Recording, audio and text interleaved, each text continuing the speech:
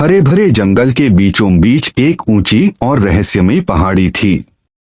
कहा जाता था उस पहाड़ी पर बोलने वाले जानवर रहते हैं जो इंसानों को देखकर नाचते, गाते और हंसते हैं। एक दिन छोटी प्यारी जॉई और प्यारा सारांश अपने दोस्तों बंदर मोनू और हाथी हीरालाल के साथ वहां घूमने निकले।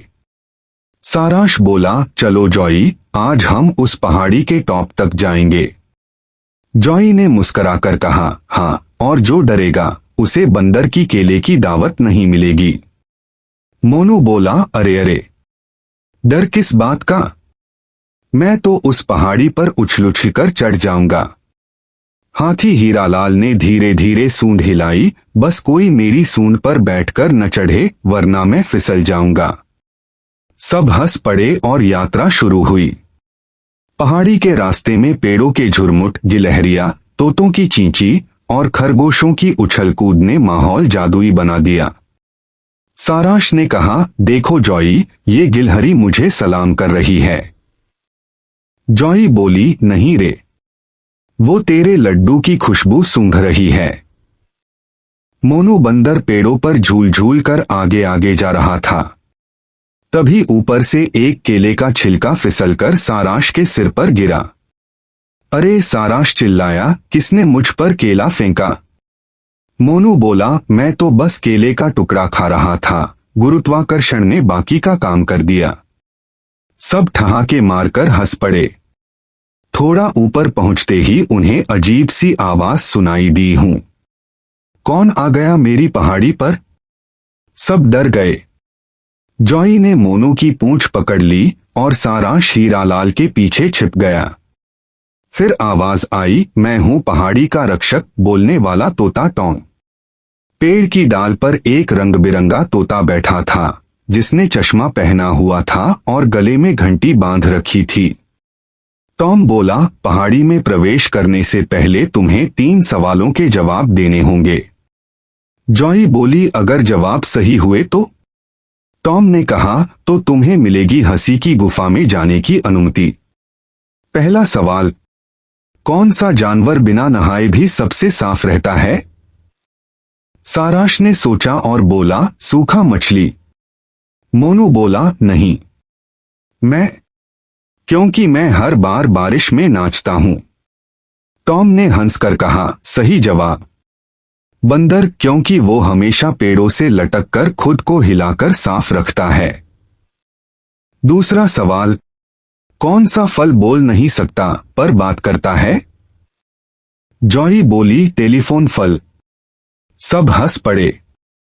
हीरालाल ने धीरे से कहा, केला, क्योंकि सब उसके छिलके पर फिसलकर बोलने लगते हैं। अरे बाप रे।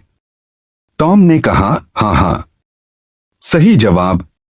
तीसरा सवाल, अगर बारिश में एक हाथी और एक बंदर फंस जाए तो कौन पहले भागेगा?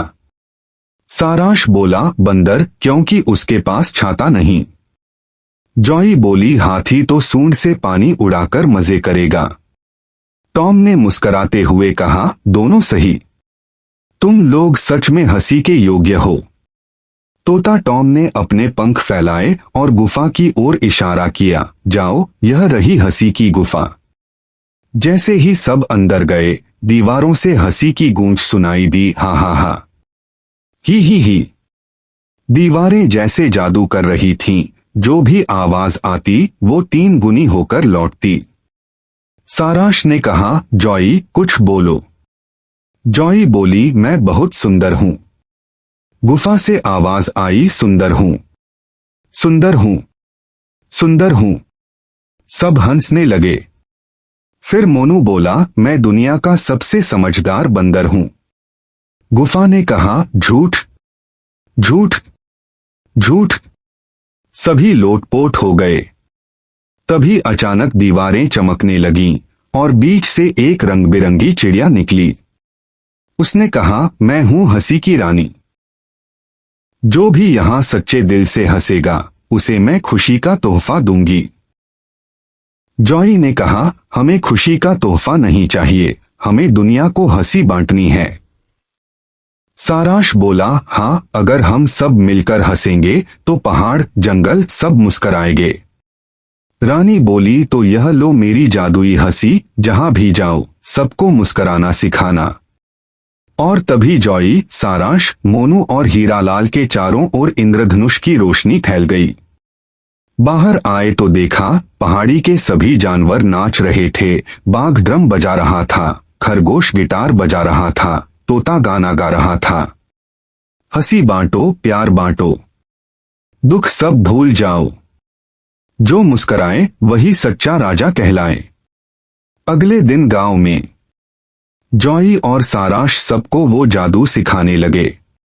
सारांश ने स्कूल में कहा, अगर किसी का मन दुखी है तो उसे हंसाओ।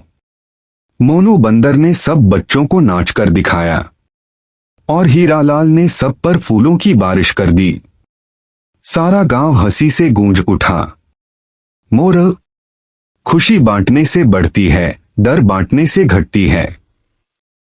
अगर हम सब साथ हंसें तो दुनिया में कोई दुखी नहीं रहेगा।